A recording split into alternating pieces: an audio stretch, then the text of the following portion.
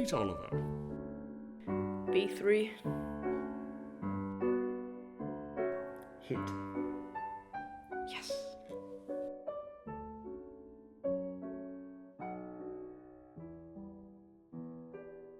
Oliver lives with his father, an ex-literature lecturer who was fired for having an affair with a student. The two live alone. F5. Yes. Done.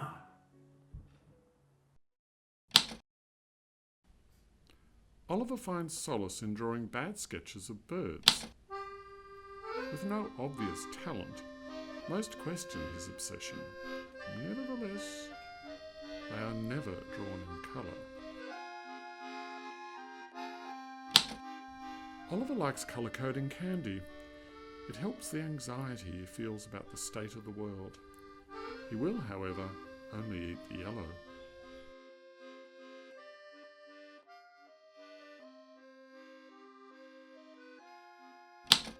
Oliver loves music and the escape that it provides.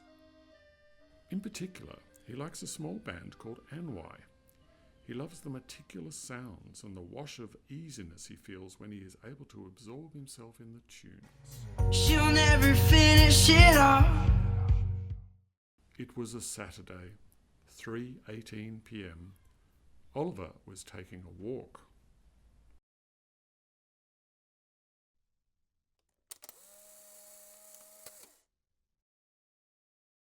Meet Billy.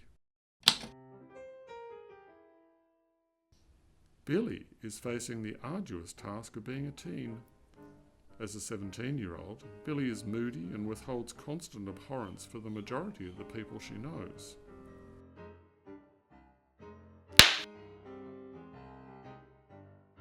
Billy, much like Oliver, enjoys simple pleasures away from her helicopter mother. Much to her peers' dismay, Billy enjoys the taste of toothpaste. It began as a child, when her mother told her that if she did not brush her teeth twice a day, she would grow fangs and look like the witch in one of her favourite stories. Billy loves Pablo Picasso. She loves his cubist style and distorted faces. Billy likes to imagine that Pablo Picasso is her grandfather in another life. Billy has, since she was a girl, worn a necklace with a compass on it. Her best friend gave it to her before she moved to Sweden.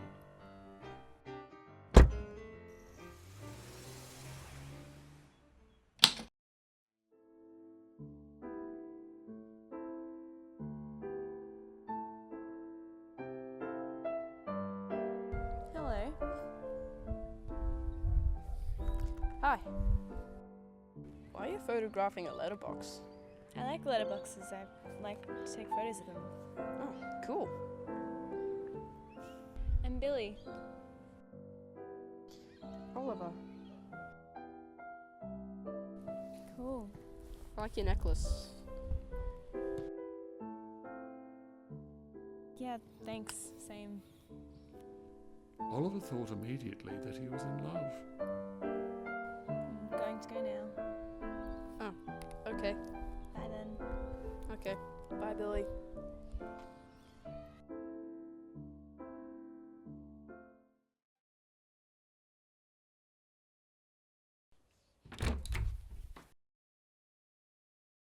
We need milk. I couldn't possibly fetch milk, Father. I'm in love. No, you're not. You don't know what love is. Neither do you.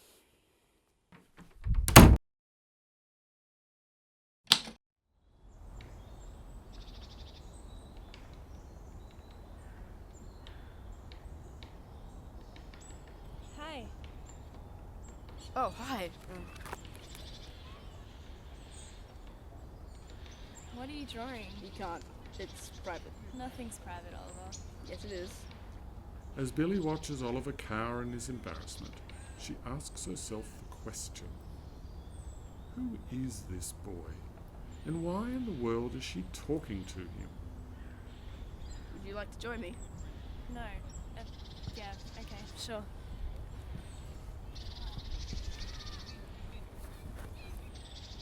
feeling we're going to be very good pals. Billy and Oliver began spending a grand amount of time together. Whilst she was aware that Oliver was 5 years her junior, she enjoyed having someone admire her every move.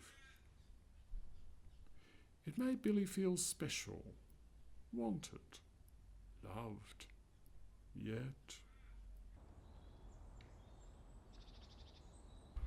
I love you. What? I love you. No, you don't.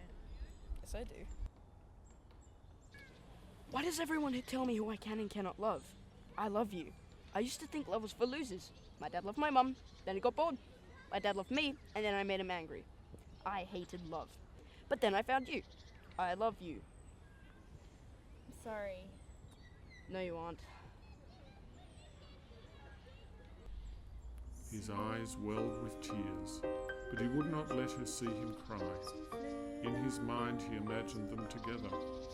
Oliver could not understand why nobody would love him back. The world is not a nice place. For 12 days, Oliver was depressed. The loss of another woman in his life obliterated his hope for happiness. His father did not notice.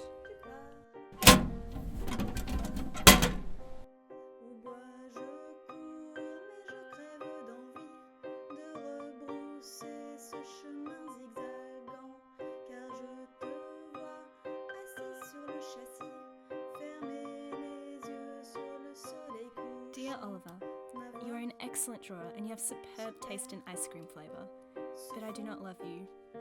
The world is a nice place with you in it, but I do not love you. I am far too angst-ridden to be in love. I think you will do great things. Regards, Billy. For the first time in his life, somebody had said goodbye to Oliver. The closure was new. The closure was nice.